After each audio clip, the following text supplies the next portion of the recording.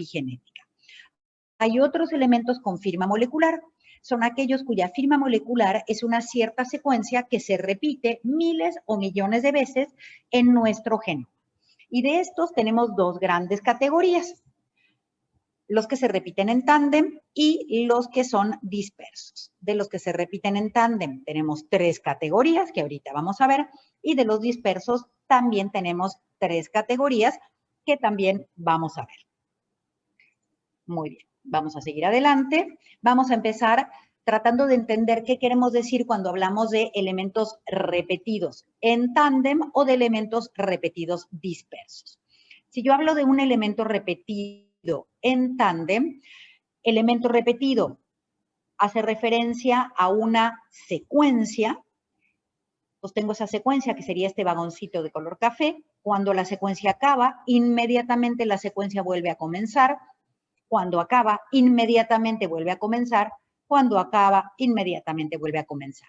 Esto es el concepto de en tándem. Es esa secuencia particular, esa es su firma bioquímica, la sucesión de nucleótidos, y tenemos la secuencia que se repite de manera seguida, ¿sí? Cada vagón es una secuencia que se vuelve a repetir, que se vuelve a repetir, que se vuelve a repetir, lo cual me va a generar lo que se llama un bloque de repeticiones. Desde la aparición de la primera vez en la que la secuencia se encuentra dentro de algún lugar del genoma, hasta la última vez, este trencito sería el bloque de repeticiones, que se calcula pues, sumando la cantidad de veces que apareció cada secuencia o bien multiplicando, ahora vamos a ver algunos ejemplos, no se preocupen, la cantidad de nucleótidos de mi secuencia por la cantidad de veces que la secuencia apareció una atrás de otra. Más o menos el 10% de nuestro genoma está formado por estas secuencias repetidas en tándem, de las cuales, según el tamaño de la secuencia, las clasificamos en satélites, mini satélites o microsatélites. Esto tiene que ver con el tamaño de la secuencia y vamos a ver en unos minutitos con otras características. Pero dijimos que además de tener elementos repetidos en tándem, también tenemos elementos repetidos dispersos dentro de nuestro genoma, ¿sí? ¿Esto qué querría decir? Imaginemos aquí otra vez mi secuencia particular, es este vagoncito. La tengo aquí, en algún lugar del genoma, y luego la vuelvo a encontrar en algún otro lugar del genoma, y luego la vuelvo a encontrar en otro lugar del genoma, ¿sí? Puede ser en lugares diferentes, en cromosomas diferentes o dentro del mismo cromosoma, en bandas o en brazos que sean diferentes. Esto es justamente el concepto de dispersos. Es la misma secuencia, pero no aparece una atrás de otra, sino que aparece una en el cromosoma 1, brazo P, banda 21, por decir, pero esa misma secuencia luego vuelve a aparecer en el cromosoma 2, brazo Q, banda 2, pero también vuelve a aparecer en el cromosoma 4 y así lo podemos encontrar esta secuencia cientos de veces o miles de veces, pero dispersa, desparramada en nuestro genoma. Más o menos el 45% del genoma humano corresponde a estas secuencias repetidas, dispersas. La gran mayoría provienen de retrovirus que alguna vez a algún ancestro habían infectado y pues, quedaron fragmentitos de las secuencias retrovirales dentro del genoma humano como marcas de infecciones pasadas que no molestaron al huésped y que por lo tanto pues ahí se quedaron sin molestar a nadie. De estos tenemos tres grandes categorías. Los SINES o CINES o SINES, según quien se los pronuncie, los LINES o LINES o LINES, según quien se los pronuncie, y los LTR o HERV, ¿sí? O ALTR o HERV, que ya vamos a ver también qué son, y estos en general se pronuncian o en español o en inglés. Entonces vamos a empezar con los elementos repetidos en tándem. de estos elementos repetidos en tándem. Sí, aquí estamos, siempre volvemos a nuestra guía para tratar de situarnos dentro del proyecto OnCode. Estamos en elementos con firma molecular. La firma molecular particular que estamos estudiando es una secuencia que aparece muchísimas veces dentro del genoma de manera repetida, es decir, repetida, pero de manera seguida. Es decir, acaba la secuencia y vuelve a empezar. Esto se llama en tándem. Vamos a estudiar los 3 tipos de secuencias repetidas en tándem que existen dentro del genoma humano. Entonces vamos a empezar con los satélites, ¿sí? ¿Qué es un satélite? Pues es una secuencia repetida en tándem, por lo tanto es una secuencia, aquí está el nombre, una secuencia. Las secuencias de satélites más pequeñas miden 5 pares de bases. Las secuencias de satélites más grandes que han sido descritas miden varios cientos de pares de bases. Y yo tomo esa secuencia y esa secuencia se repite una vez atrás de otra de cientos a miles de veces, formando bloques de repeticiones que pueden llegar a ser muy, muy largos. Aproximadamente el 3% del genoma humano son satélites. Y los satélites se encuentran preferentemente, casi exclusivamente, en los centrómeros. ¿Por qué? Porque tienen una función fisiológica conocida. Es el reconocimiento a las proteínas del uso mitótico o del uso meiótico. Quiere decir que los cromosomas, al momento de tener que migrar, alinearse primeramente en el ecuador de la célula y luego migrar hacia los polos, van a poder agarrarse del uso mitótico gracias a las secuencias de los satélites. Ejemplo, tengo aquí un ejemplo, ¿sí? Esta es mi firma molecular ATTGC, ATTCC, ATATC, ¿sí? Estas corresponden a un ejemplo de un satélite tipo 2, no se la tienen que saber de memoria, por supuesto que no, ¿sí? ¿Y qué voy a tener? Pues en algún centrómero, este satélite tipo 2, cuando acaba, vuelve a empezar la misma secuencia, cuando acaba, vuelve a empezar la misma secuencia, así cientos o miles de veces seguidas, hasta la última vez que se repite. Entonces, en este ejemplo particular, solo me están mostrando el satélite 3 veces. 1, 2 y 3. No es que el satélite se repite 3 veces, ¿sí? Pero si yo tuviera que escribirlo 100 veces, me aburriría profundamente. Entonces, por eso aquí aparecen estos puntitos que me están mostrando que el satélite se sigue repitiendo muchísimas veces, solo que no me muestran cuántas. Si yo tomo desde el primer satélite, la primera vez que aparece, a el último satélite, la última vez que aparece, voy a formar un bloque de repeticiones de este satélite. Los bloques de repetición de los satélites miden entre 100 kilobases y 1 megabase.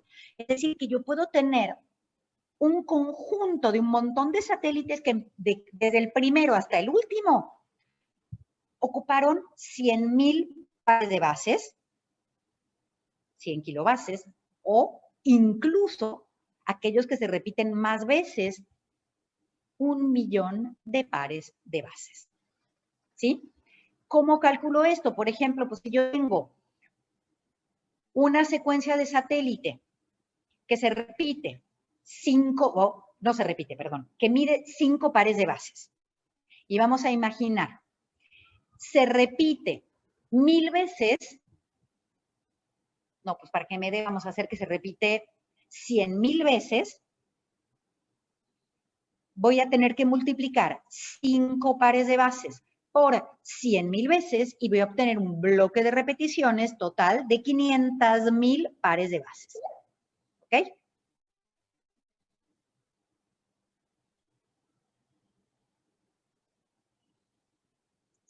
Disculpen, me había aparecido un anuncio y no sabía qué era.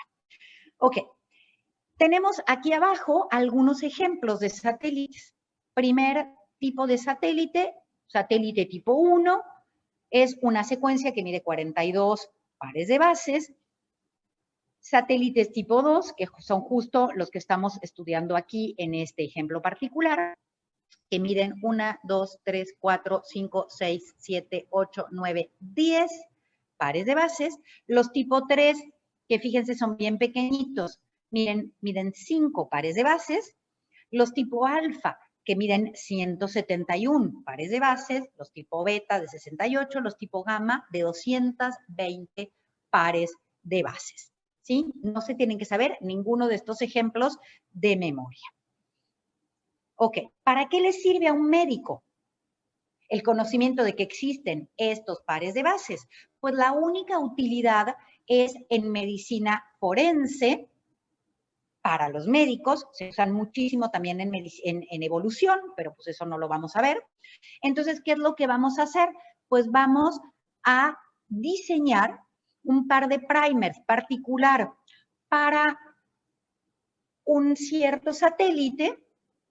Si tenemos una muestra biológica en una escena del crimen, y si se amplifica, pues quiere decir que la muestra biológica es humana. Si no se amplifica, usaremos otros pares de primers diferentes para ver con cuál par de primers se amplifica y poder saber, por ejemplo, esa muestra biológica si corresponde a un perro, a una vaca, a una cierta especie de vegetal.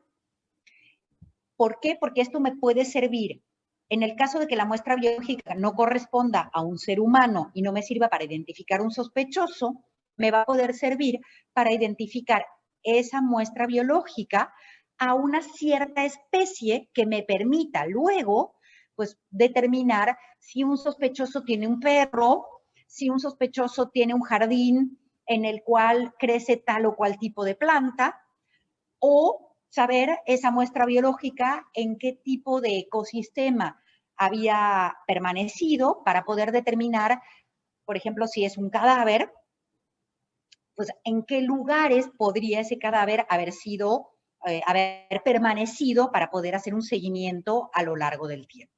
Entonces, estos satélites se usan muchísimo para identificar especies, para poder identificar o hacer una línea de tiempo de dónde puede haber permanecido alguna muestra biológica particular, o bien tratar de entender esa muestra biológica, pues si estuvo en contacto con alguna cierta especie que me va a poder permitir determinar o excluir ciertos sospechosos y quedarnos con otros sospechosos, el que tiene un conejo, el que tiene un perro, etcétera, etcétera. O bien, si alguien trató de vernos la cara y trató de contaminar, por ejemplo, poniendo sangre de vaca en alguna muestra biológica para tratar de desviar el curso de una investigación. Entonces, ¿para qué me sirven los satélites? Para medicina forense, nada más. Segundo tipo de elementos repetidos en tándem son los mini satélites. ¿Por qué se llaman mini satélites? Porque las secuencias que se repiten en tándem son más pequeñas. Llegan a un máximo de 25 pares de bases. Ahora ustedes me pueden decir, bueno, pero los satélites también, porque me dijeron que la secuencia de satélites más pequeña que existe, pues puede medir 5 pares de bases, hasta varios cientos de pares de bases. Entonces, ¿dónde está la diferencia? ¿Por qué me dicen que esto es un mini satélite? Podría ser un satélite también, ¿no? Una secuencia que se repite, que mide 6 pares de bases y que se repite muchas veces. O que mide 20 o 25 pares de bases y se repite muchas veces una atrás de otra. Esto podría corresponder perfectamente a un satélite. ¿Por qué no corresponde a un satélite? Porque la cantidad de veces que se repite es más pequeña y ahí viene la diferencia en el tamaño, ¿sí? Como se repiten menos cantidad de veces, entre 10 y 1000 veces, van a formar bloques de repetición que van a ser más pequeños. Ejemplo, si yo tomo una secuencia de 6 pares de bases que se repite 1000 veces, voy a obtener un bloque de repetición de 6000 pares de bases. Si yo obtengo o tomo una secuencia de 25 pares de bases que se repite 10 veces, tengo que hacer la multiplicación 10 veces por 25 pares de bases, pues voy a tener un bloque de repeticiones de 250 pares de bases. Los bloques de repeticiones que dependen de cuánto mide la secuencia del mini satélite y de cuántas veces se repite, pues voy a poder tener muchísimos casos intermedios a los cuales les acabo yo de nombrar, pues voy a obtener bloques de repetición que miden entre 100 pares de bases y 25,000 pares de bases. Es decir, los bloques de repetición son más pequeños en los mini satélites que en los satélites. No solamente eso, sino que los mini satélites se encuentran en los telómeros casi siempre, nunca en los centrómeros, ¿ok? Y representan el 1% del genoma humano. Se han descrito unos 30,000 mini satélites dentro del genoma humano. ¿Cuál es la función fisiológica de estos mini satélites, sabiendo que se encuentran en los telómeros? Pues ustedes saben que a medida que van pasando las mitosis y que van pasando distintos ciclos en la reproducción celular, los telómeros se van acortando. Bueno, pues son algo así como un amortiguador de pérdida de información. Tal vez la célula original tenía este mini satélite que se repetía 1000 veces. En la primera mitosis perdemos un pedacito de telómero, entonces ya se repite de repente 990 veces. En la segunda se repite 900 veces. En la tercera generación se repite 850. Cuantas más generaciones han ido pasando, menos veces se va a repetir este mini satélite hasta que el telómero sea tan corto que la célula que contiene estos telómeros tan acortados ya no sea viable y entonces se vaya a apoptosis, ¿sí? Entonces, la utilidad más importante de los mini satélites es amortiguar la pérdida de información asociada al envejecimiento celular, que es el resultado de las mitosis sucesivas. Aquí, ¿qué tenemos? Pues un pequeño ejemplito en el cual tenemos 1, 2, 3, 4, 5, 6, un mini satélite de 6 pares de bases. Cuando la secuencia termina, inmediatamente vuelve a empezar.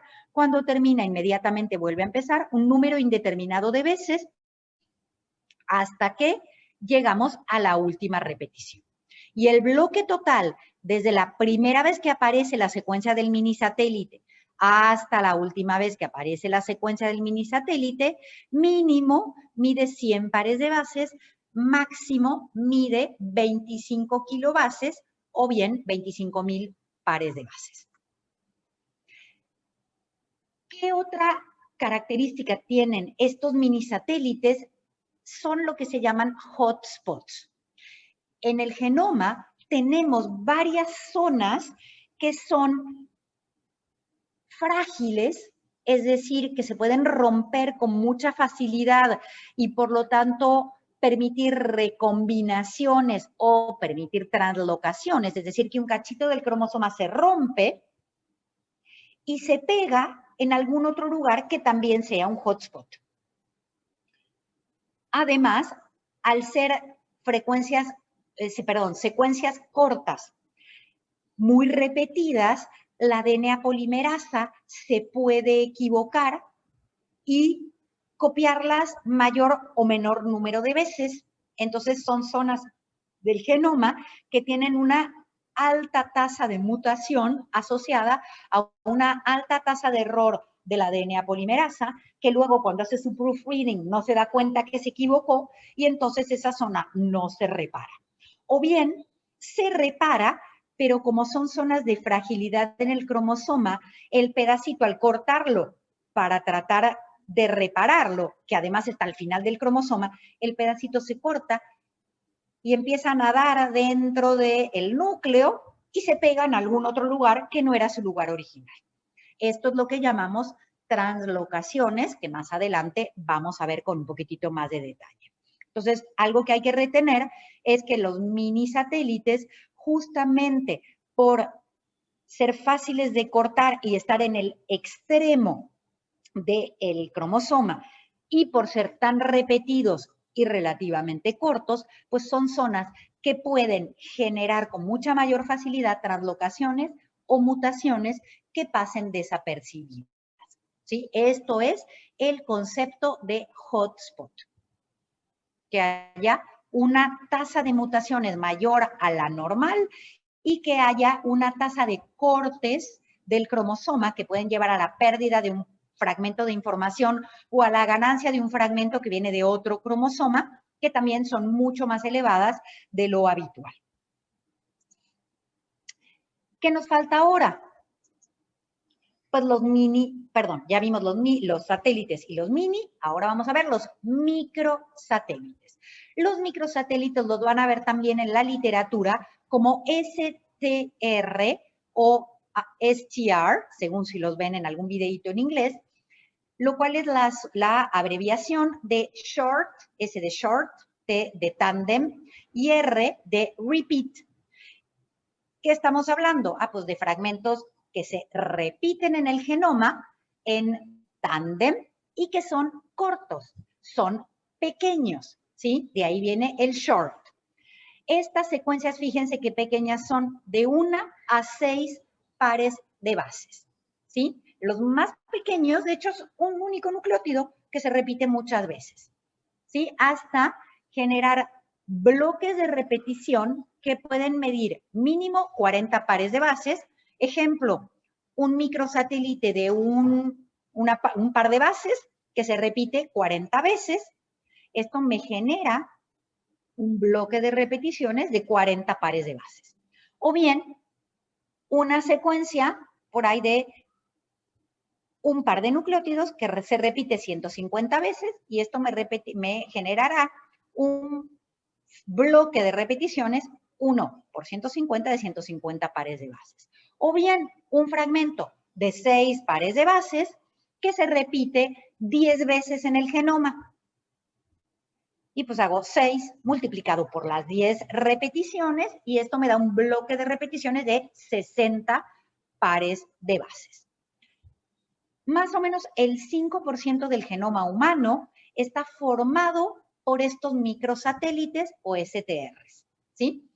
Tenemos descritos más o menos 200,000 microsatélites a lo largo y a lo ancho de todo el genoma. Y la característica que tienen es que no tienen un lugar preciso.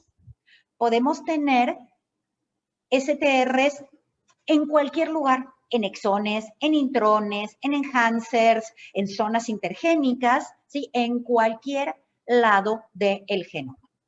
Ejemplo, aquí tenemos un microsatélite que sería de 2 pares de bases, sea cuando acaba, de nuevo, sea cuando acaba, de nuevo, sea cuando acaba, de nuevo, sea, y así hasta formar bloques de repeticiones. Por ejemplo, si de un par de dos pares de bases se repite 20 veces, tendremos un bloque de repeticiones de 40 pares de bases.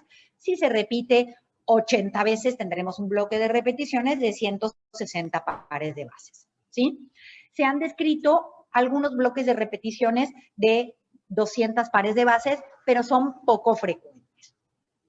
Entonces, ¿qué me pueden preguntar a mí en un examen? Pues que se esté en tándem y me dicen cuánto mide la secuencia, o nada más me la escriben y yo ya sé cuánto mide, me dicen cuántas veces se repite, genoma la encontré en el centrómero del cromosoma tal. Entonces yo tendré que deducir si se trata de un microsatélite, de un satélite o de un mini satélite en función de lo que me estén diciendo. O bien me darán la secuencia, me dirán cuántas veces se repite y me pedirán que yo calcule cuánto mide el bloque de repeticiones, que es una simple multiplicación. Bien. Hay algo que es extremadamente útil para los médicos, sobre todo para los médicos forenses o también para los genetistas, y es que la cantidad de veces que se repite un cierto microsatélite determinado en un cierto locus, por ejemplo, yo tengo el microsatélite Juan Pérez. Y el microsatélite Juan Pérez, todos los seres humanos lo tienen en el brazo largo del cromosoma 1, en la banda 3.8. Estoy diciendo cuál. ¿Sí? Todos los seres tienen satélite. Este microsatélite Juan Pérez se repite en mi genoma 17 veces, pero en el genoma de mi vecino de al lado se repite 8 veces. Y en el genoma de mi vecina de enfrente se repite 22 veces. Esto permite que sean marcadores de identidad, ¿sí? Marcadores de polimorfismos. Algunos de ellos, además, están asociados a enfermedades genéticas que presentan el fenómeno de anticipación. Esto es que la enfermedad puede pasar de generación en generación, pero a cada generación la sintomatología aparece más temprano en la vida de la persona. El ejemplo clásico es el ejemplo de la enfermedad de Huntington, que es el resultado de un BNTR particular en un exón particular de un gen, ¿sí? El gen de una proteína que se llama huntingtina, que no se sabe muy bien para qué sirve. Entonces, les voy a hacer una pregunta y antes de escuchar la respuesta, ustedes le van a tener que poner pausa y no hagan trampa, piensen, ¿sí? Las personas, todos tenemos ese microsatélite en ese exón de ese gen, todos los seres humanos del mundo, enfermos y no enfermos. Sin embargo, algunos de nosotros tenemos una pequeña cantidad de repeticiones, por decir 20 repeticiones, 25, 18. Las personas que tienen la enfermedad de Huntington suelen tener 40, 50, 60 repeticiones de ese microsatélite. Y cuantas más repeticiones tenemos, más temprano en la vida vamos a desarrollar el cuadro clínico. Entonces, vamos a imaginar el siguiente escenario. Llega a mi consultorio una persona cuya mamá o cuyo papá tuvo Huntington. Sabemos que entonces pues, ha heredado y que como este gen tiene un patrón de herencia dominante, pues tiene 50% de probabilidades de desarrollar la enfermedad de Huntington en algún momento de su vida. A mí me llega un paciente que por ahí tiene 25 años sabiendo que quizás vaya a desarrollar la enfermedad, quizás no, cuando tenga 30, 35, 40, 45 años, y pues quiere tomar una decisión sobre la manera en la que va a vivir su vida, informada. Hay personas que no quieren saber, se vale, pero pues mi paciente llega y quiere saber. Entonces vamos a preguntarnos lo siguiente. ¿Cuál de todas las técnicas que han estudiado hasta el día de hoy sería la más apropiada por costo, por tiempo y por validez de respuesta para que yo le pueda decir a mi paciente si sí o si no va a desarrollar Huntington en algún momento? Entonces los invito a que pongan pausa y una vez que hayan puesto pausa, van a pensar. Supongo que ya pusieron pausa, ya pensaron, ¿sí? Vamos a ver cuál va a ser la respuesta. Entonces, ¿qué estoy pensando? Estoy pensando en microsatélites. Microsatélites son elementos que están en el genoma. Por lo tanto, voy a tener que usar alguna técnica de la genómica. Ni técnicas de la epigenómica, ni técnicas de la transcriptómica. Esas, ya se fueron. Perfecto. Entonces, me puedo ir a mi tablita de decisiones de la genómica. Primera pregunta que me hacía. ¿Sé en dónde buscar dentro del genoma? Sí sé. Eso es en un cierto exón de un cierto gen que codifica para una cierta proteína. Sí sé dónde. Ah, ok, perfecto. Y este elemento genómico que yo estoy buscando, ¿cambia o no cambia el tamaño? Fíjense, pues yo tengo un microsatélite que me dirá, en el caso del Huntington mide 3 pares de bases, el microsatélite en cuestión. Ah, pues sí, oye, es que si lo tengo más veces repetido, pues el amplicón va a ser más grande, y si lo tengo menos veces repetido, el amplicón va a ser más pequeño. Entonces, para determinar los BNTRs de un microsatélite, es decir, cuántas veces se está repitiendo el microsatélite, la técnica de elección, tanto en genómica forense como en genética, en el caso de las enfermedades genéticas monogénicas, que sean resultado de una mayor cantidad de repeticiones de un microsatélite, lo que se hace es que se toma la muestra de cualquier lado, da igual, porque el genoma es el mismo en todas nuestras células, se purifica el ADN y después con un par de primers específicos se amplifica el fragmento que contiene el microsatélite. Si el fragmento me sale más grande, pues hay más cantidad de repeticiones o los BNTRs son más importantes. Si me sale amplicones más pequeños, entonces el individuo tiene menor cantidad de repeticiones de ese microsatélite particular y pues tendrá, por ejemplo, menos riesgo de desarrollar la enfermedad. O bien podré yo identificar, según los tamaños de amplicones que me salen para un cierto conjunto de microsatélites de elección, una huella genética que me va a permitir tanto determinar relaciones de parentesco como confirmar identidad de sospechosos.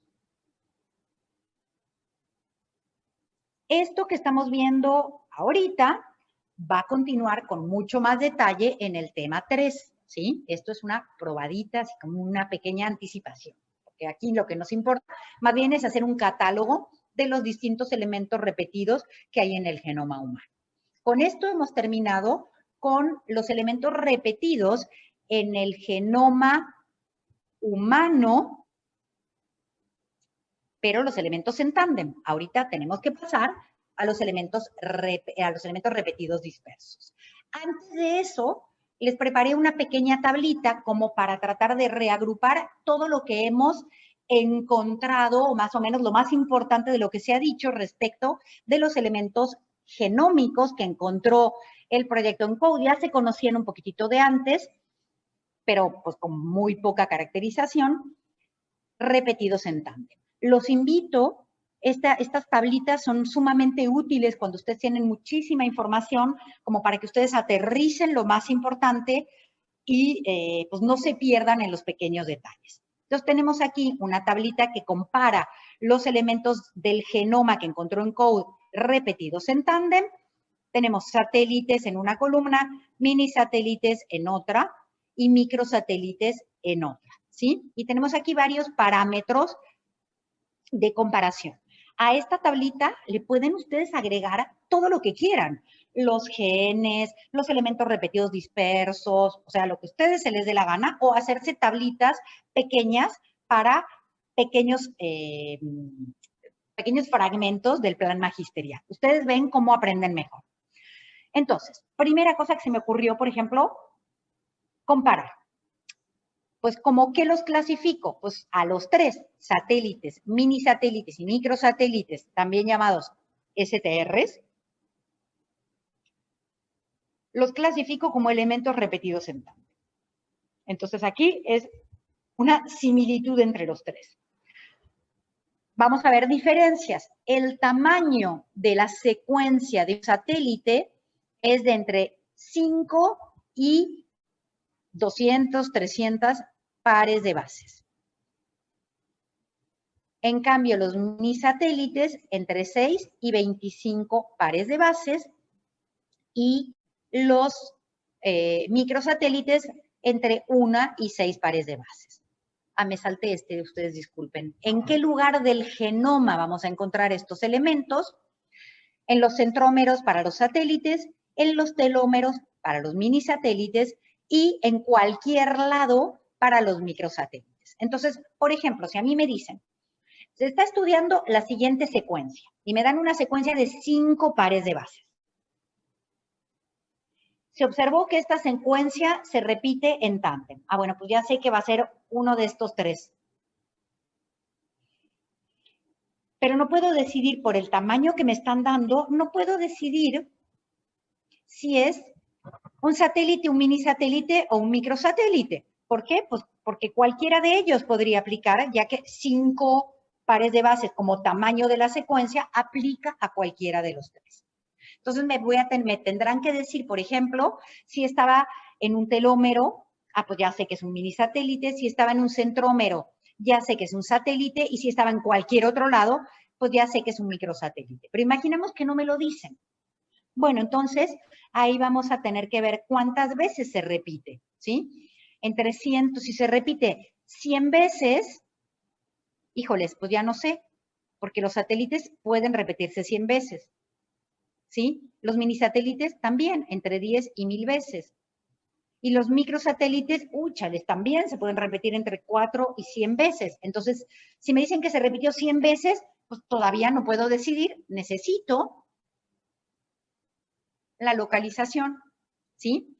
Y los bloques de repetición también son un elemento muy útil al momento de decidir, porque, por ejemplo, si a mí me dicen que medía 5 pares de bases y se repitió 100 veces, 5 pares de bases por 100 repeticiones, me da un bloque de repeticiones de 500 pares de bases.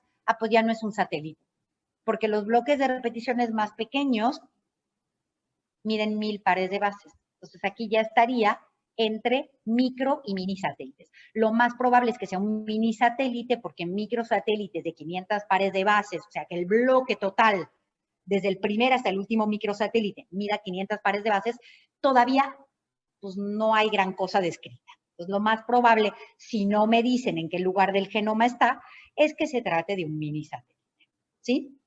Entonces aquí tengo como varios elementos que me van a permitir identificar una cierta secuencia en el caso de que haya alguna pregunta en algún examen al respecto. ¿Qué se sabe respecto a la función biológica o fisiológica natural? Pues para los satélites se sabe que sirven para que los cromosomas puedan agarrarse del uso mitótico y puedan migrar al momento de la mitosis o de la meiosis. Los minisatélites, se sabe que su función biológica es proteger la información del en el genoma que está asociada al acortamiento telomérico a lo largo de las mitosis. De los microsatélites, pues no se sabe gran cosa. Hay, la verdad, muchísimas teorías y poca comprobación. No es lo mismo la utilidad dentro de las células que la utilidad para un médico, ¿sí? A los médicos forenses les sirve para identificar especies y eventualmente para hacer árboles de parentesco, cosa que a un médico el árbol de parentesco le da muy igual, pero la identificación de especies es extremadamente útil en la genómica forense. Los minisatélites me pueden servir para calcular la edad de una cierta célula. Y los microsatélites se utilizan mucho en la medicina forense para identificación de la identidad del individuo que dejó una muestra biológica en una escena del crimen, o se utilizan mucho también para determinar parentesco. Esto lo vamos a ver en el tema 3 con más detalle. También se usan en genética para poder diagnosticar molecularmente por PCR las enfermedades por expansiones de microsatélites, como les acabo de decir, por ejemplo, en el caso del Huntington. ¿Qué proporción del genoma ocupan los satélites? 3%. Tenemos más cantidad de ADN en satélites que en exones. De minisatélites, el 1%. Y de microsatélites, el 5%. ¿De qué están hechos estos elementos? Pues están hechos de ADN. Otra cosa que yo podría, y esto es una similitud, poner es cuál es la ciencia ómica que estudia estos elementos. Es la genómica, no es la transcriptómica, no es la epigenómica, no es la proteómica, no es la metagenómica, es la genómica, ¿sí? Estoy estudiando ADN dentro de las células. Bien, hemos terminado entonces con los elementos repetidos en tándem y ahora estamos listos para los elementos repetidos pero dispersos. ¿Cuál es la firma molecular de un elemento repetido disperso? La secuencia. Hay una cierta secuencia particular, pero la segunda firma molecular es que esa secuencia está desparramada dentro del genoma, no se encuentra de manera continua, cuando acaba la secuencia vuelve a empezar, cuando acaba vuelve a empezar, sino que está desparramada a lo largo y a lo ancho de nuestro genoma. Y aquí tenemos tres grandes categorías de elementos. Los lines o lines o lines, los sines o sines o sines y los LTRs o HERs. Todos estos elementos repetidos dispersos son transponibles, ¿sí? Entonces aquí viene la pregunta, a ver si se acuerdan, ¿qué quiero decir cuando yo digo que un elemento genómico es transponible? Lo que quiero decir es que ese cachito de ADN es inquieto y pues no le gusta quedarse siempre en el mismo lugar y puede moverse de lugar en el genoma. Ya sea puede copiarse y luego aparecer, tener como un hijito que aparece en otro lugar del genoma, algo así como si yo hiciera control C, copio un cachito de texto y luego control V y lo pego en otro lado, pues ya tengo el texto una vez más de la que tenía originalmente, o bien que estos elementos se corten, como si yo hiciera en un texto control X, y luego se peguen en algún otro lugar del genoma, como si yo hiciera con un texto control V, ¿sí? Transponibles quiere decir que el fragmento, la secuencia, puede cambiar de lugar dentro del genoma. Entonces también va a haber variaciones entre los individuos o incluso entre las generaciones, y pues estos me pueden permitir muchas cosas, tienen muchas utilidades, ahorita vamos a ver. Dijimos que tenemos tres grandes categorías. Los lines o lines, ¿sí? L de long, E de interspersed, N de nuclear, E de element y S de sequence. Entonces son secuencias que están dentro del núcleo porque están hechas de ADN, ¿sí? Y que están dispersos, interspersed, dispersos. De hecho, CRISPR utiliza la I también, ya lo van a ver, o ya lo vieron, y son secuencias largas. Sines es exactamente lo mismo, solo que son secuencias cortas. Y los LTR o HERV, los HERV son Human Endogenous Retrovirus, es decir, que son elementos de fragmentos de viejos virus que han quedado dentro del genoma y que están siempre rodeados por estos elementos que son largos, que son terminales porque están en los extremos de los HERV y que se repiten. Entonces, ya vamos a ver, denme 5 minutos, cada uno de ellos de manera individual. Entonces, vamos al primero. Los lines o lines, ¿sí? Ya se los dije, son elementos nucleares, porque son de ADN, están en el núcleo, están dispersos, ¿sí? Y son largos. Y fíjense la grosería de genoma representada por estos elementos. 20% de nuestro genoma son estos elementos, estas secuencias, que ahí están. Y de este 20%, en realidad el 15% de nuestro genoma corresponde a un único tipo de elemento repetido de tipo line, que se llama L1. Tenemos 15% de nuestro ADN, que son elementos nucleares dispersos que aparecen chorrocientas mil veces dentro del genoma y que representan el 15% de todo nuestro ADN. Entonces, bueno, pues obviamente sí llama la atención y sí uno ahí se metió a ver qué eran estos L1s. Los L1s son secuencias de ADN. Sí, obvio, ya se los dije 40 veces, elementos nucleares, una secuencia de ADN. Esa secuencia de ADN es la firma molecular. La secuencia de ADN original mide 6 kilobases, es decir, 6,000 pares de bases. Está bien grandota. Y la tenemos repetida dentro de nuestro genoma con ligeras variaciones, 800,000 veces. O sea que tengo 800,000 veces dentro de nuestro genoma desparramado este elemento L1 caracterizado por una cierta secuencia. Ahora bien, solamente de estas 800,000 hay 5,000 que están completas, es decir, que tienen los 6,000 pares de bases.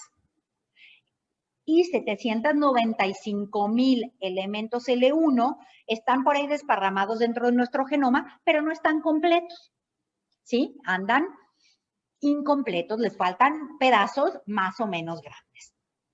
El segundo tipo de elemento se llaman L2.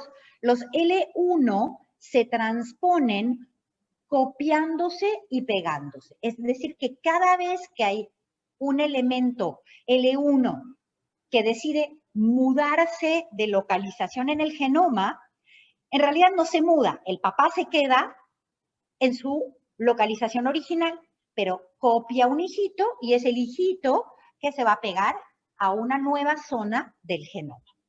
Los elementos L2 sí se mudan, es decir, que dicen, pues ya no me gusta esta zona del genoma, se salen de esa zona del genoma y se van a otra zona del genoma. Entonces, los elementos, aquí estamos, los elementos L1, ¿sí? Los elementos L1 cuando están completos, es decir, que tienen sus 6,000 pares de bases, sus 6 kilobases, se pueden copiar y pegar de manera autónoma, es decir, que no necesitan ninguna ayuda. ¿Qué pasa con estos elementos L1?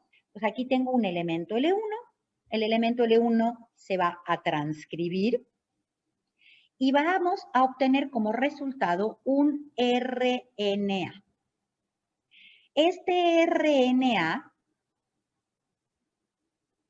transponible, es un RNA codificado por el elemento L1, que en sí el elemento L1 es un transposón, contiene todo lo que necesita para tener un hijito. Es decir, que va a codificar para una transcriptasa inversa, para una proteína que corta y que pega el DNA. Entonces, ¿qué vamos a hacer con este RNA? Pues este RNA L1 se transcribe, un único RNA, uno solito, que se traduce y me genera 3 proteínas diferentes. La primera proteína que me genera va a ser que este RNA se retrotranscriba, es decir, que se genere un DNA. Entonces vamos a obtener un cachito de DNA que es el resultado de la retrotranscripción de este RNA. Una vez que lo tenemos, este cachito de DNA, 2 proteínas también que habían sido codificadas por este RNA van a permitir cortar un lugar cualquiera del ADN de otro lugar del genoma para que el elemento L1 que acababa de ser retrotranscrito se integre y la segunda proteína va a pegar, es una ligasa, va a pegar los bordes. Entonces, ¿qué pasó? Pues originalmente yo tenía mi elemento L1 en este lugar del genoma, mi elemento L1 se transcribió, luego se retrotranscribió y se pegó a otro lugar del genoma. puede llegar a pasar que la retrotranscripción no sea completa, de hecho la mayoría de las veces la retrotranscripción no es completa, y lo que se va a pegar en una nueva ubicación del genoma va a ser un elemento L1 nuevo, pero que está incompleto. Si este fenómeno se produce dentro de una célula somática, pues todas las células somáticas que deriven de la mitosis de la célula somática que tiene un nuevo L1 van a tener ese nuevo L1. Sin embargo, si se produce en una célula somática, cuando la persona se muere, la mutación muere con esa persona. Si este fenómeno se produce en una célula germinal y hay un gameto que tiene un nuevo elemento L1 y ese gameto participa en una fecundación y da como resultado un nuevo individuo, pues nacerá un nuevo individuo que tendrá un elemento L1 adicional respecto de su papá o de su mamá y que podrá transmitir ese elemento adicional al resto de su descendencia. Los elementos L2 son elementos que no se copian, sino que cambian de lugar en el genoma, ¿sí? De manera autónoma, solamente si están completos, y si no están completos, entonces no es de manera autónoma. Entonces, ¿qué va a pasar? Vamos a tener la transcripción de este gen, ¿sí? Lo que me va a dar un ARN que se va a traducir en forma de de proteínas, de un grupo de proteínas que se llaman transposasas. ¿Qué van a hacer estas transposasas? Van a cortar el fragmento de ADN, van a reconocer los dos extremos del elemento L2, lo van a cortar de su ubicación original del genoma y lo van a ayudar a ubicarse en una nueva posición genómica, pero entonces la posición genómica original se ve ya libre de su elemento L2. ¿Qué puede pasar tanto con los L1 como con los L2? Cuando cambian de localización dentro del genoma, se pueden insertar en algún lugar X que no genere ningún fenotipo visible, o bien se pueden insertar en el medio de un gen, interrumpiendo, por ejemplo, la expresión correcta de este gen, o se pueden insertar en el medio de un elemento regulatorio, haciendo entonces que se altere la expresión de cierto gen.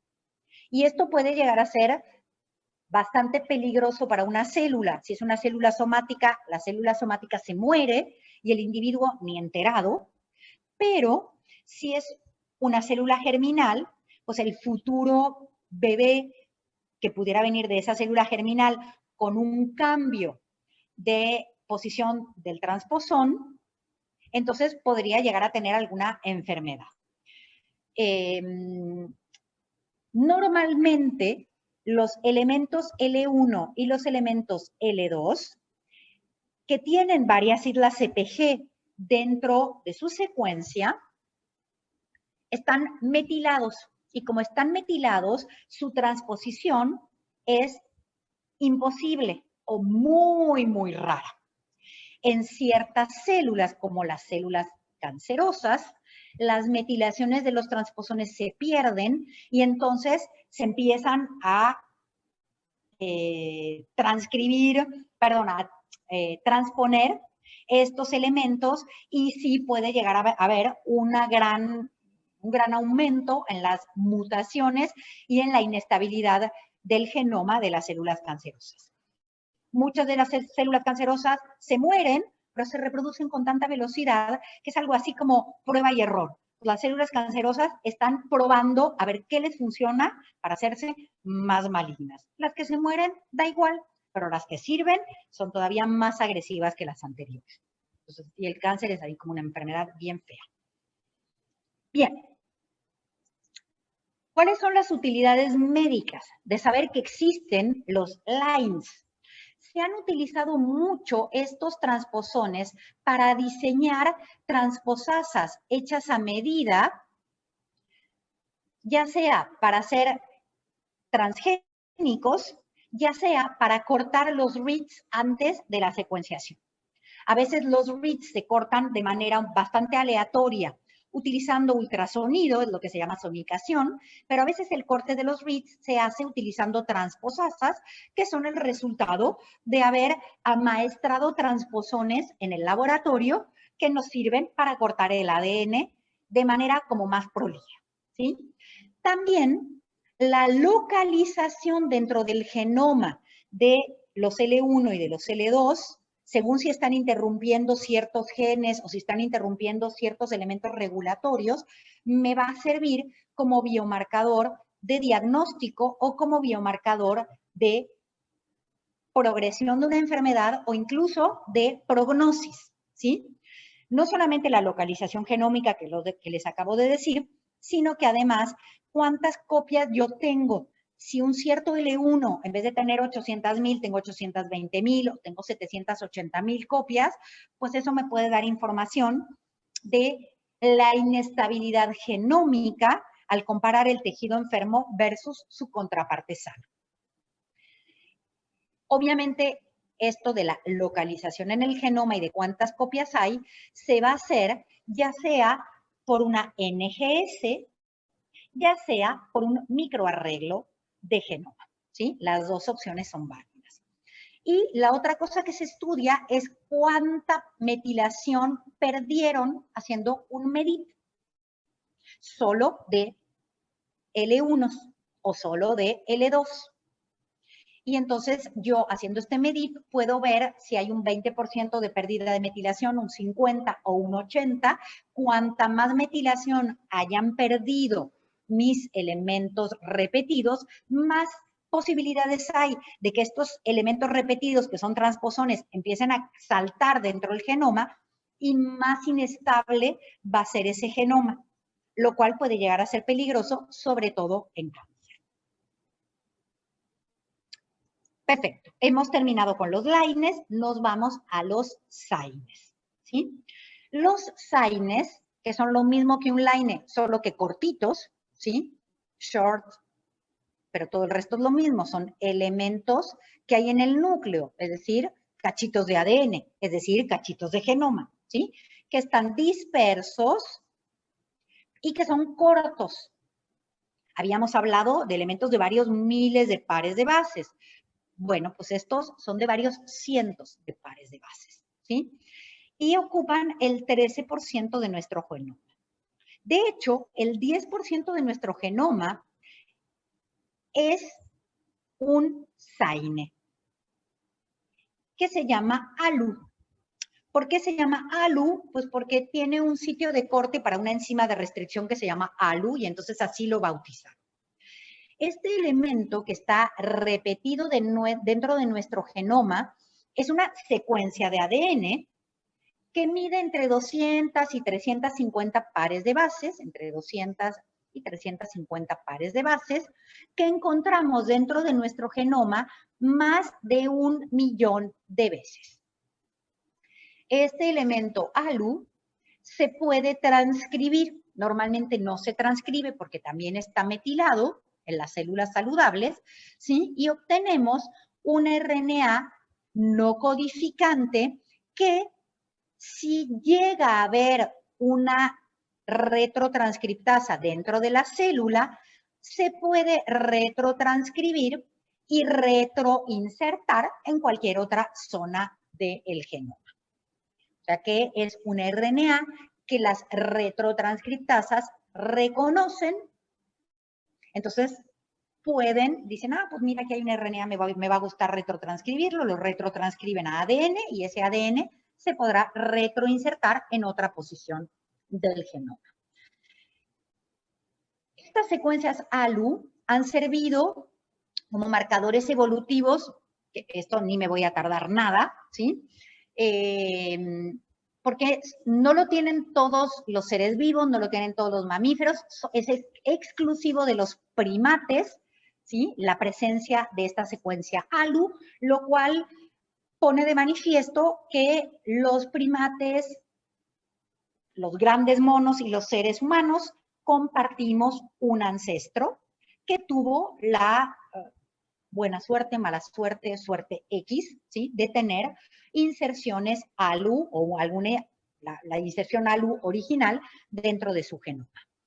Entonces se usan muchísimo en evolución solamente de grandes monos, cosa que nos da igual, pero se usan muchísimo en genética de poblaciones, ya que la localización de estos elementos ALU depende de la etnia. Y el estudio de la localización de estos elementos ALU se hace sobre todo en el cromosoma Y, entonces se hace mucho en hombres, obviamente en mujeres pues, como que no se va a poder, y según la localización hemos podido trazar la historia de la humanidad y confirmar que los seres humanos sí somos originarios de África y que ha habido 3 grandes olas migratorias. La primera ola migratoria hacia Oriente, hacia el Medio Oriente o el Cercano Oriente, la segunda ola hacia Europa y la tercera ola que se quedó dentro de África. Entonces, estos se usan bastante, por ejemplo, en los estudios para ver cuáles son mis ancestros, según en qué localizaciones del cromosoma Y, solo para hombres, tenemos una inserción ALU, podemos determinar si tenemos ancestros puramente africanos o en el del Medio Oriente o de África. Cosa que pues, es como anecdótica y simpática, pero mucha utilidad médica por ahorita no le vemos, ¿verdad? Entonces vamos ahora justamente a la utilidad médica. Y es de aquí que las secuencias ALU están relacionadas a varios desórdenes genéticos. El 0.5% de las enfermedades monogénicas son el resultado de una inserción de un elemento ALU que interrumpe un gen. Y de estos tenemos montones, ¿sí? Riesgo cardíaco, hemofilia, cáncer de mama, cáncer de colon, ¿sí? Neurofibromatosis e hipercolesterolemia. Entonces vamos a hacer lo mismo que hicimos hace un ratito. Vamos a pensar, si a mí me llega un paciente que tiene una historia familiar, por ejemplo, de neurofibromatosis tipo 1, que es resultado de una inserción ALU, ¿cómo voy a diagnosticar si mi paciente tiene la inserción ALU o no tiene la inserción ALU en su genoma? Pausa, pienso, ya pensé, entonces ya le pusieron pausa, ya regresaron, ya pensaron, no hicieron trampa, ¿verdad? Entonces, si yo tengo una secuencia ALU dentro de mi genoma, dentro de una zona particular, la asociada al gen de la neurofibromatosis,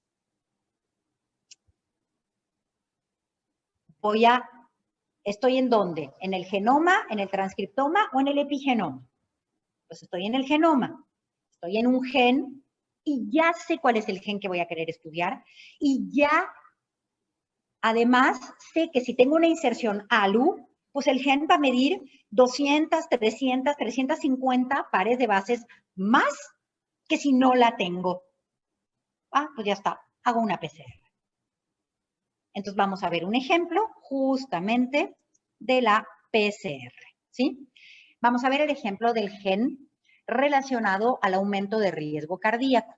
Ese gen se llama gen TPA y se encuentra en el par de cromosomas número 8.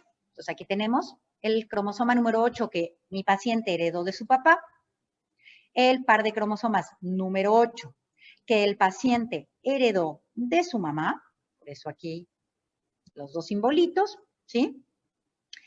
Y este gen TPA, pues se llama TPA porque codifica para una proteína que es activador de plasminógeno tisular. La A es de activador, la P es de plasminógeno y la T es de tisular. Es un gen codificante. La proteína, el producto funcional de la expresión del gen TPA, es disolución de coágulos. Entonces, si yo tengo algún problema con mi proteína TPA y se me forma algún tipo de coágulo, pues no lo voy a poder disolver, y las personas que tienen una inserción ALU en el gen TPA, pues van a tener un gen TPA poco funcional y van a tener mayor riesgo de embolia. El gen TPA tiene 14 exones que están aquí en verde más oscuro y tiene 13 intrones que están aquí en verde más clarito. Y en algunas personas, el intron 8 tiene una inserción ALU. Esto genera que el intron 8 no se remueva, no se reconozca como intrón, ¿sí? Entonces, si yo tengo el gen TPA, ya sea con o sin inserción, ese gen se va a transcribir, el mensajero se va a traducir, pero el mensajero va a ser más largo si yo tenía la inserción ALU porque no se removió su intrón número 8.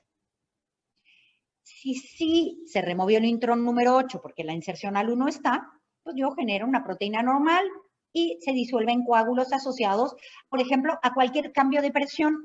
Me subí a un avión, subí a una montaña, hice buceo, ¿sí?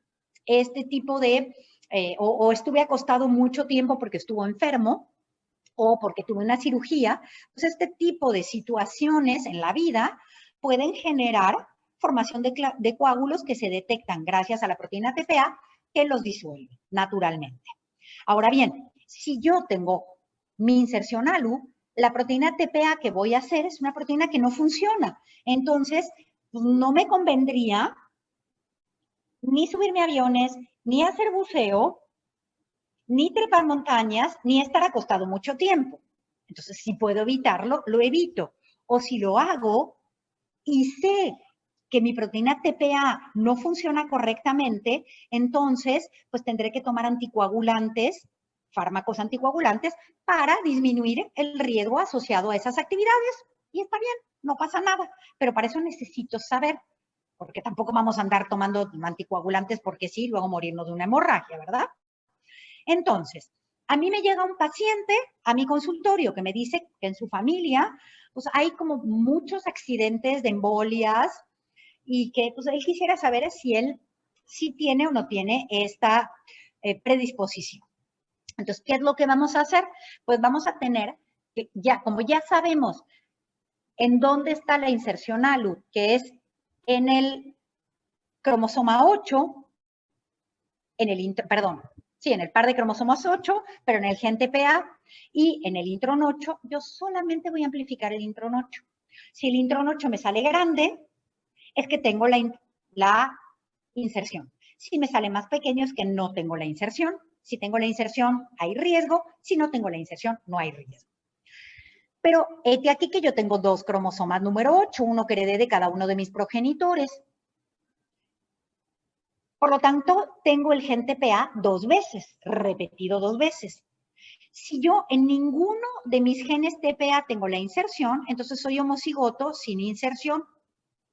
Negativo, negativo, para la inserción en mis 2 copias del gen TPA. Y ahí se dice que pues, el riesgo es el riesgo normal que cualquier persona tiene. Si soy heterocigoto, es decir, que por ejemplo, en la copia del gen TPA que heredé de mi papá tengo la inserción, pero en la copia del gen TPA que heredé de mi mamá no la tengo, pues soy heterocigoto, positivo para la inserción en un cromosoma y negativo para la inserción en el otro. Ahí mi riesgo va a ser más elevado, porque voy a tener un poco de proteína normal y un poco de proteína que no sirve para nada.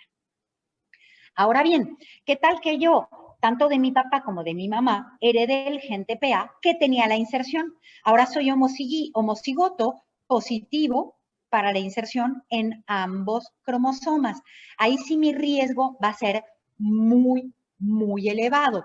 Normalmente estos pacientes sí se les da un tratamiento de fondo de baja cantidad de anticoagulantes, se les desaconseja muchísimo que hagan buceo. ¿Sabes qué? Pues no, tú no vas a hacer buceo. Que hagan escalada. Pues ¿sabes qué? Puedes vivir sin hacer escalada. Ahora bien, si tienen que viajar en avión, pues ni modo que viajen, ¿verdad?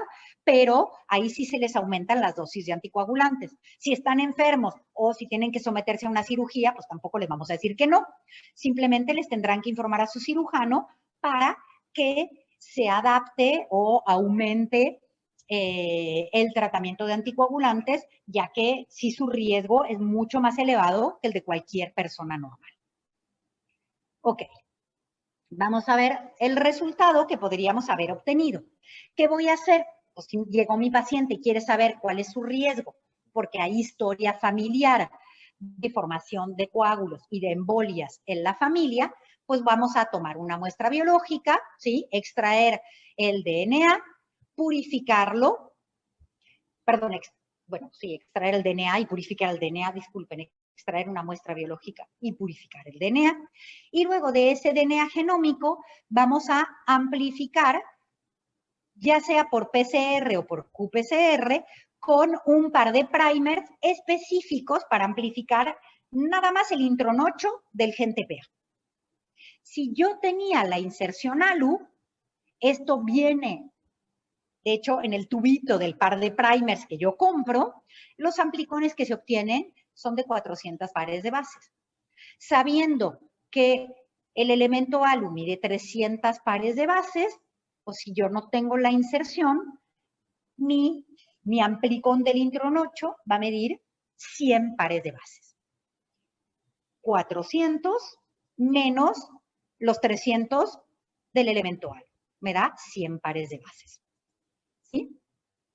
Y vamos a ver, entonces, esto es más o menos lo mismo que les acabo de contar, ¿sí?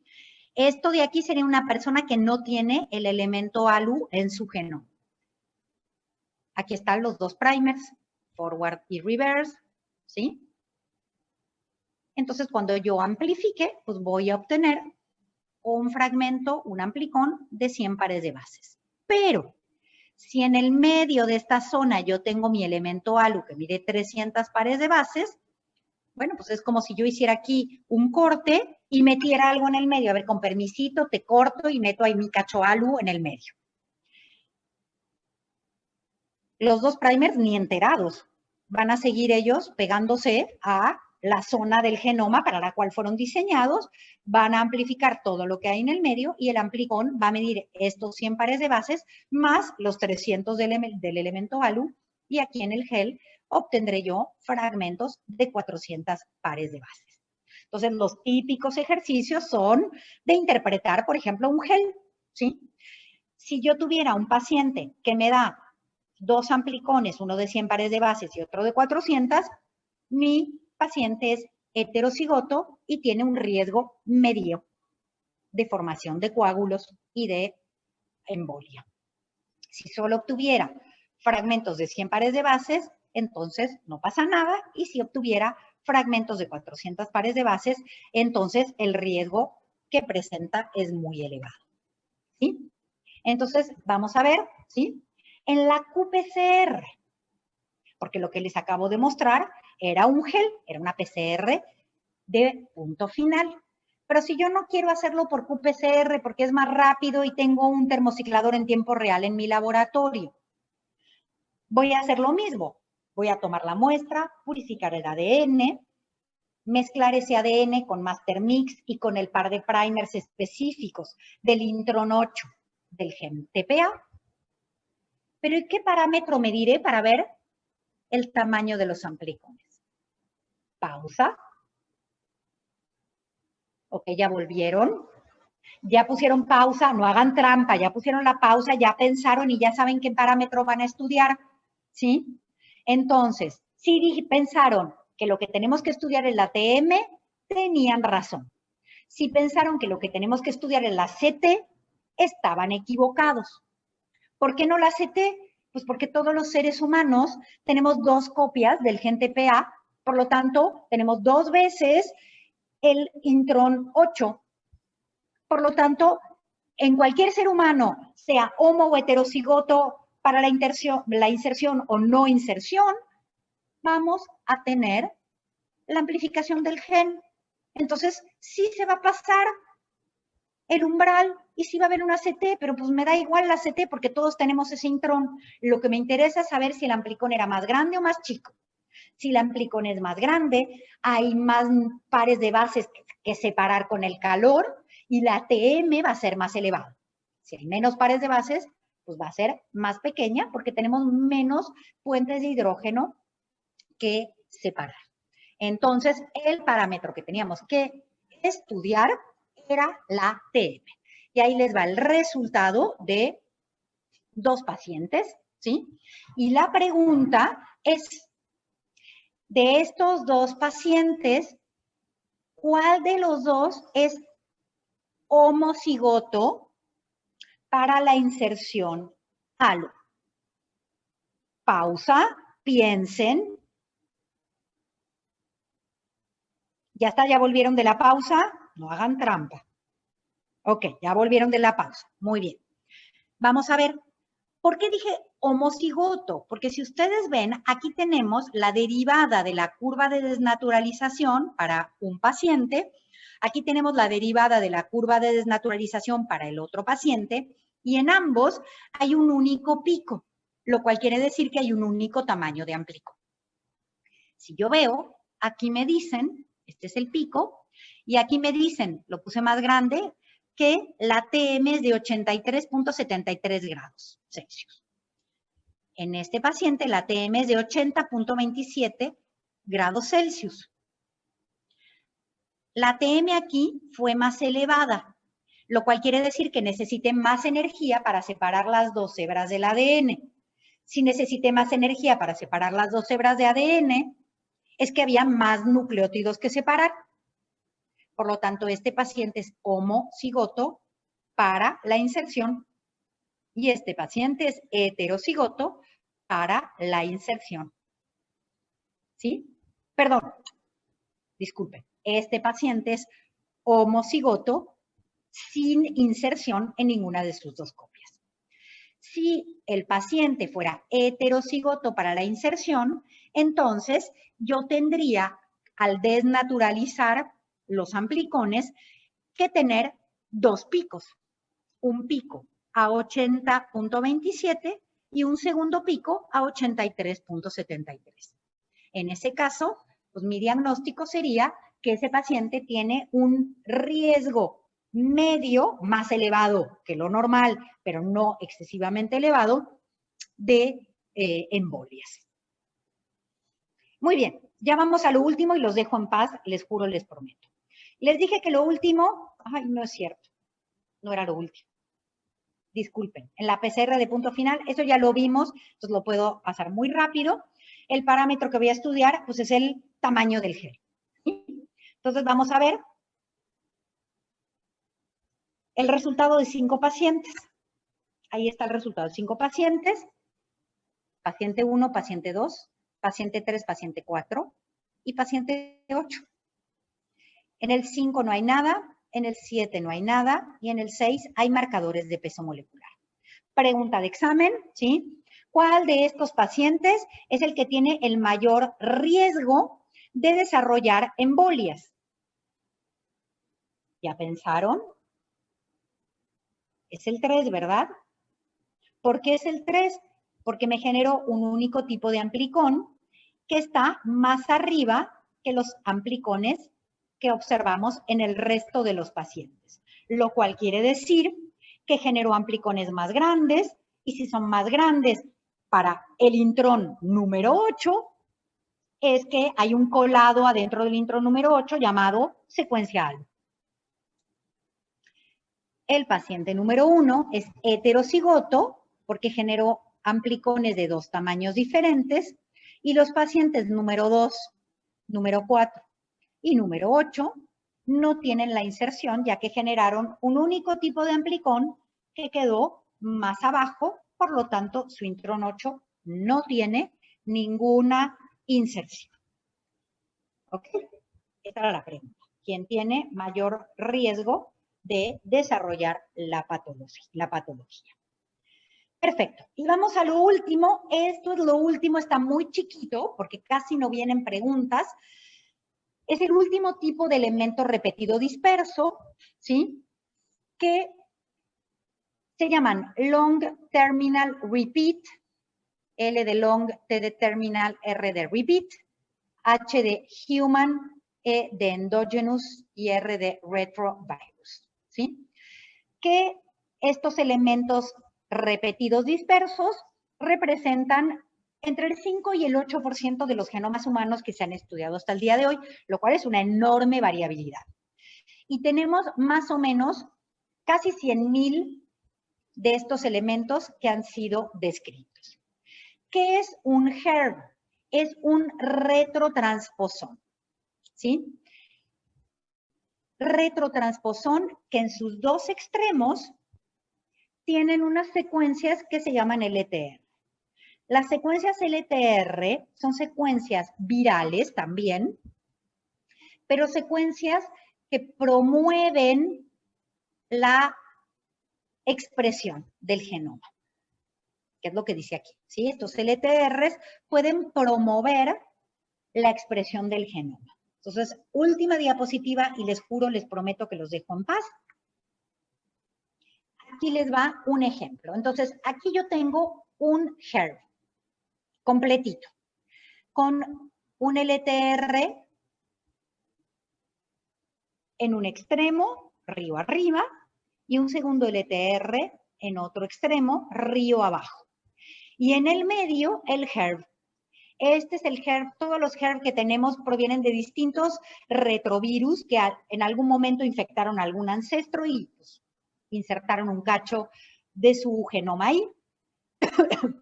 Lo que hay en la parte interna del HERV son genes virales, que son genes de, por ejemplo, de la polimerasa viral, de la cápside, ¿sí?